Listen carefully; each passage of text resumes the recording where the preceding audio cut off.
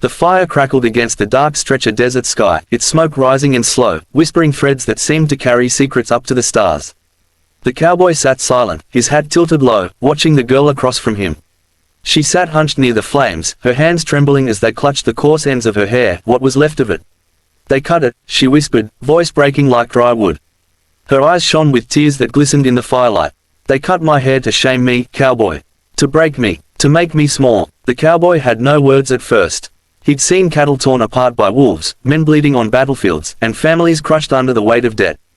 But the sight of that girl's broken spirit struck him harder than any of it. There was something sacred about her pain, something too raw to be ignored. Her name was Nalin, meaning water lily, in her people's tongue, though tonight she felt anything but delicate. She was Apache, young and proud, once known for her long, black hair that reached almost to her waist. In her people's traditions, hair was more than beauty, it was memory, strength, a living connection to ancestors. To cut it was not just humiliation, it was theft of identity. She had been brought to him as a bride, not by choice but through arrangement. He had not asked for her, nor had she asked for him.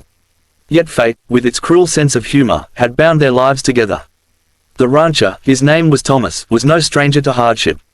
He'd buried a wife already, lost a child before it had learned to walk, and carried the silence of those griefs like a second shadow. He had not planned on marrying again, but the world had other plans.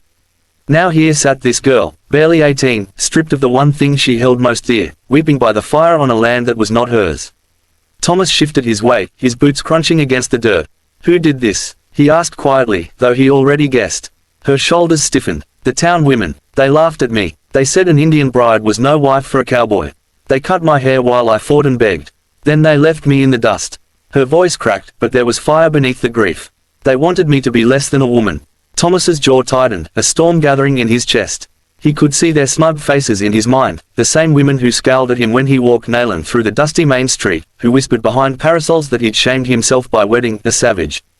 They were the ones who thought cruelty a virtue, who believed decency could be measured by skin color and language. "Look at me," he said softly. Nalin lifted her eyes, streaked with tears. "You are no less than any woman," Thomas told her. His voice carried the weight of truth, not flattery. "And no blade, no cruel hand, can take that from you." Her lips trembled, torn between disbelief and the fragile hope his words offered. She wanted to believe him, yet she had been taught by bitter experience that the world rarely offered mercy.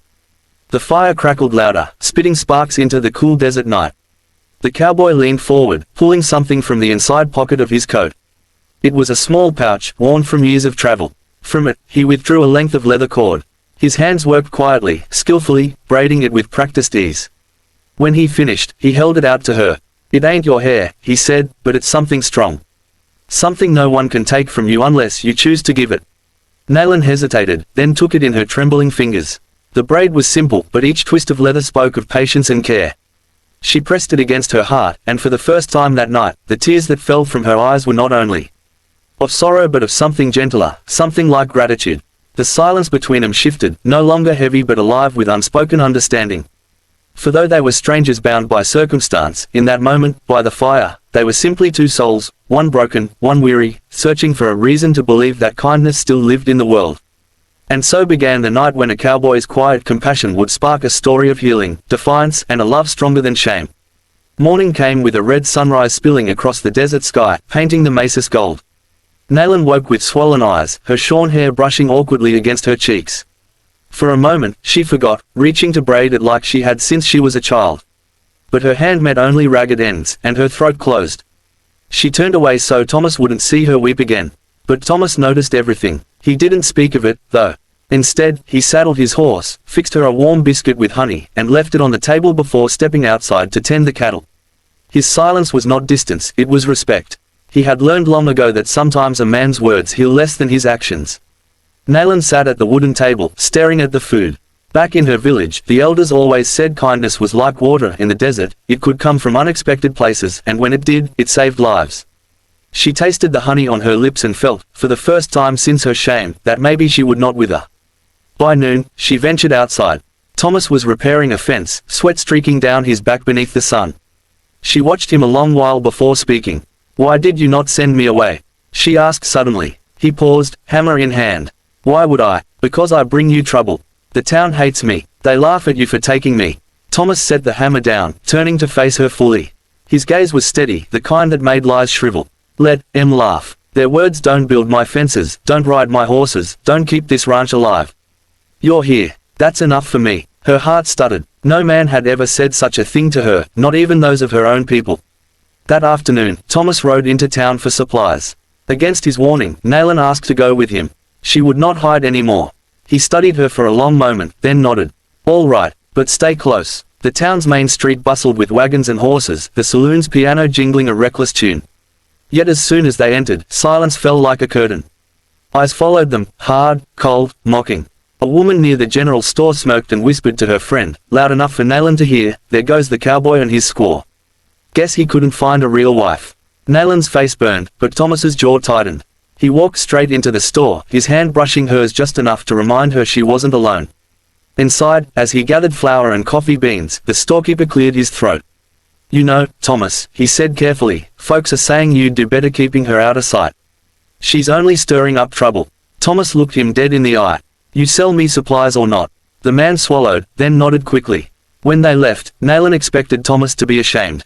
Instead, he helped her onto the wagon seat with the same gentleness as if nothing had happened. Don't listen to em, he said lowly. They ain't worth the dust on your boots. But that night, by the fire, Nalin's composure cracked. She fingered the short strands of her hair and whispered, they took my pride. Even if I hold my head high, they look at me and see only disgrace. Thomas studied her across the flames, the leather braid he had given her still tied at her wrist. Slowly, he spoke, Nalin. You think pride lives in hair? Or in the laughter of fools? Pride lives in how you rise when the world tries to put you down. You still stand. That's pride. Her eyes glistened, and for the first time, she believed him. The days that followed brought small shifts. She began tending the garden, her hands remembering the earth as they coaxed life from stubborn soil. She sang softly in her language as she worked, and Thomas, though he didn't understand the words, felt the peace they carried. One evening, as the sun bled orange across the horizon, Nalin asked him, do you miss her? Your wife before me. Thomas was quiet a long while. Every day, he admitted. But grief don't mean I can't care for what's here now. She reached out then, timidly, placing her hand over his. And though neither spoke of it, something unspoken passed between them, an understanding that love could grow even from the ashes of sorrow and shame. But peace never lasts long on the frontier. Word came that a group of townsfolk, stirred by bitterness and prejudice, planned to petition the sheriff to drive Nalin away. She don't belong here, they said. She'll bring nothing but bad fortune. When Thomas heard this, his fury was a rare, thunderous thing. If they want her gone, he growled, they'll have to drag her over my dead body. Yet Nalin, overhearing, felt a different fire rise within her. She had known humiliation, but she would not know defeat. No, she said firmly. If they wish to shame me, let them face me. I will show them I am not weak. And so, with courage still raw but burning, she prepared for the night that would test not only her strength but the depth of the cowboy's loyalty. Night fell again, heavier than before, with a wind that carried whispers of doubt and cruelty from the town below. Nalin stood at the edge of the rancher's corral, her newly shorn hair brushing against her shoulders like a soft reminder of the mockery she had endured. The braid Thomas had given her remained tied around her wrist, a talisman of quiet strength. Thomas appeared beside her, silent but steady, like a mountain of protection. Are you ready? He asked. She nodded, gripping the braid tightly. She was terrified, but no longer broken. They rode into town together, the horses' hooves striking sparks from the dirt streets. Whispers swirled immediately, as they had expected, but Nalin did not look down. She held her head high, eyes forward, heart fierce. At the saloon, a cluster of townsfolk had gathered, their expressions a mix of curiosity, amusement, and malice. The leader, a burly man with a sneer like cracked leather, stepped forward. That's her, he spat. That's the bride who dares come here after what we've done. Nalin's chest tightened. She could feel the weight of their gaze, the expectation that she would cower. But then she remembered Thomas's words, pride lives in how you rise when the world tries to put you down. She drew a deep breath, and the fire of her ancestors seemed to pass through her veins. I am Nalin, she said, voice clear, strong, echoing across the street. I am an Apache woman. My hair is not my worth. My heart is not for you to judge. And this, she lifted the braid Thomas had given her, is stronger than your cruelty. Gasps flooded through the crowd, followed by a tense silence. Thomas stood behind her, hand on the reins, his presence a shield of unwavering support.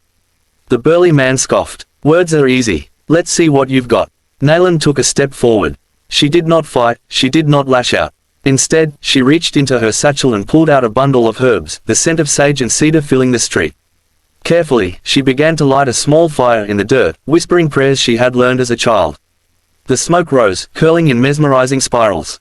"This is for life," she said softly, "for courage, for healing. Let it remind you that cruelty cannot burn a soul that is strong." Slowly, the crowd's harsh laughter faltered. Some watched, mesmerized, as the smoke danced in the moonlight, its aroma soothing and purifying. A few children, hidden behind their parents' skirts, peered out, curiosity overcoming fear. Thomas caught her eye, and she smiled, a tiny curve of gratitude and awe. He nodded once, silently saying, "You are enough." Then came the moment that changed everything. A woman, the same who had led the cruel act of cutting her hair, stepped forward, trembling. I never understood," she whispered. I thought I could shame you. But you," her voice broke. "You were braver than any of us."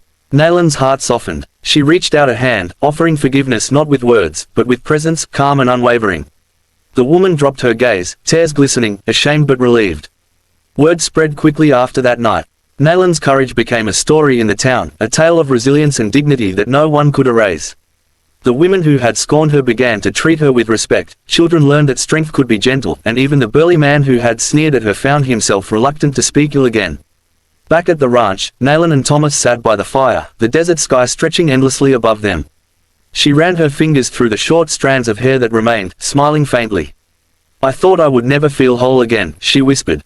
Thomas tilted his hat back, studying her. "Whole? You've always been whole. You just had to see it yourself." Her tears that night were different, they carried relief, triumph, and hope. She leaned against him, feeling the warmth of his steady presence, the kind of love that does not demand, does not shame, only nurtures. Over the following months, Nalin's confidence grew. She learned to ride with grace, to manage the ranch alongside Thomas, and to weave her heritage into their daily life. The children of the town began to visit, eager to hear stories of Apache traditions, to learn that respect and kindness could transcend fear and prejudice. One evening, Thomas watched Nalin braid her hair again, slowly, carefully, a ritual of reclaiming what had been stolen from her. She paused, looking at him with a soft smile.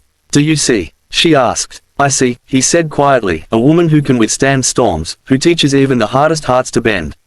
I see you." And in that moment, under the vast, starlit desert sky, Nalin understood fully. Shame could not define her, cruelty could not diminish her, and love, patient, steadfast, and gentle, could heal even the deepest wounds. Her laughter, light and free, rose into the night, mingling with the whispers of the fire. Thomas joined her, and together they watched as the flames danced, a symbol of survival, resilience, and the transformative power of compassion. For Nalin, the Apache bride who had been shamed and silenced, life was no longer about hiding. It was about standing tall, reclaiming her identity, and teaching others that courage and kindness could always outshine cruelty. The fire flickered one last time, and in its glow, the desert felt softer, brighter, filled with hope. The cowboy and his bride, different yet united, had not only survived, but had triumphed, showing that the human heart, when treated with respect and love, could endure, grow, and inspire generations to come. And so, the story of Nalin and Thomas spread, not as one of shame, but as a tale of strength, forgiveness, and the boundless power of humanity.